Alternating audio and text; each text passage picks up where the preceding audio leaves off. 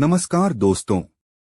Interstellar एक ऐसी science fiction movie है जिसमें स्पेस, टाइम और साइंस के कुछ सबसे इंटरेस्टिंग कॉन्सेप्ट्स दिखाए गए हैं।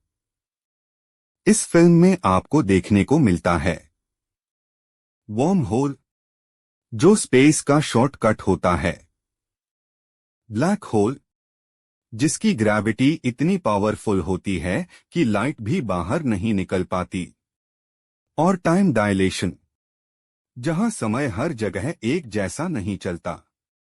यह कॉन्सेप्ट आता है थ्योरी ऑफ रिलेटिविटी से, यानी अंतरिक्ष में कुछ घंटों का समय पृथ्वी पर कई सालों के बराबर हो सकता है।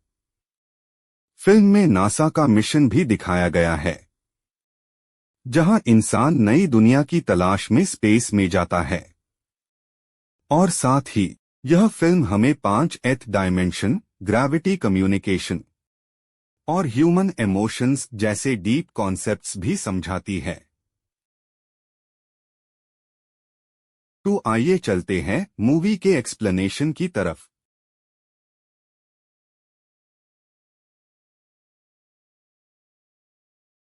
तो सोचिए एक ऐसी दुनिया जहां इंसानियत धीरे धीरे खत्म हो रही हो, जहां हवा में सांस लेना मुश्किल होता जा रहा हो, और जहां वक्त हर जगह एक जैसा नहीं चलता।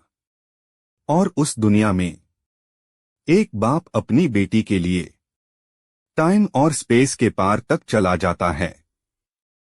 ये है इंटरस्टेलर की कहानी।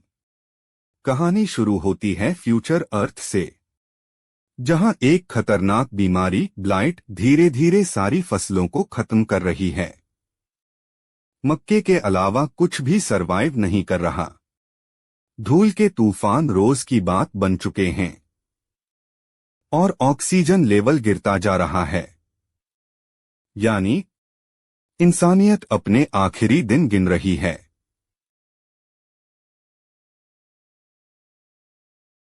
यहीं से एंट्री होती है जोसेफ कूपर की, एक पूर्व नासा पायलट, जो हालात की वजह से अब एक किसान बन चुका है। उसकी एक बेटी है, मर्फ, जो सिर्फ बेहद समझदार ही नहीं बल्कि अपने पिता पर पूरा भरोसा करती है। और एक बेटा, टॉम, जो जमीन से जुड़ा हुआ है और खेती को ही अपना भविष्य मानता है। एक दिन मर्फ अपने कमरे में कुछ अजीब नोटिस करती है। किताबें अपने आप गिरने लगती हैं। धूल एक खास पैटर्न बनाने लगती है। वो इसे भूत कहती है। लेकिन कूपर समझ जाता है कि ये कोई अलौकिक घटना नहीं, बल्कि एक मैसेज है। और वही मैसेज उन्हें ले जाता है एक गुप्त नासा बेस तक, जहां उनकी मुलाकात होती है प्रोफेसर ब्रांड से, जो बताते हैं कि पृथ्वी अब ज्यादा समय तक जीवित नहीं रह पाएगी और एक ही रास्ता बचा है, अंतरिक्ष में एक नई दुनिया की तलाश। प्रोफेसर ब्रांड बताते हैं कि शनि ग्रह के पास एक वर्महोल मिला है, जो एक शॉर्टकट है दूसरी गैलेक्सी तक पहुंचने का।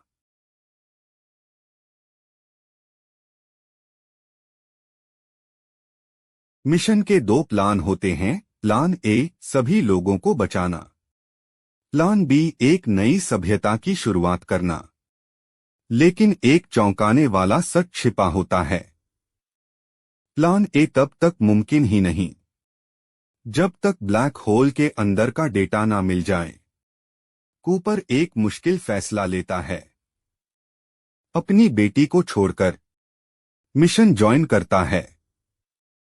मर्फ के आंसू और उसका आखिरी डायलॉग, डोंट लीव मी, ये पल दिल तोड़ देता है।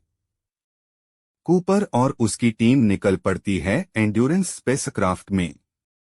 साथ में होते हैं इंटेलिजेंट रोबोट्स, टार्स और केस। वर्महोल को पार करने के बाद वे एक नई गैलेक्सी में पहुंचते हैं। पहला पड़ाव मिलर का प्लैनेट, जो एक विशाल ब्लैक होल गारगेंचुआ के पास होता है। यही सामने आता है सबसे खतरनाक कॉन्सेप्ट, टाइम डायलेशन, यानी उस ग्रह का 1 घंटा पृथ्वी के 7 साल। एक गलती, एक देरी, और जब वे वापस आते हैं तो पृथ्वी पर 23 साल बीत चुके होते हैं। कूपर अपनी बेटी के वीडियो देखता है, जो अब बड़ी हो चुकी होती है। उसका दिल टूट जाता है। अगला पड़ाव डॉक्टर मैन का प्लैनेट। यहां सच्चाई सामने आती है।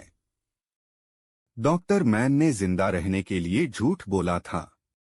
वो हीरो नहीं, बल्कि एक डरा हुआ इंसान बन चुका होता है।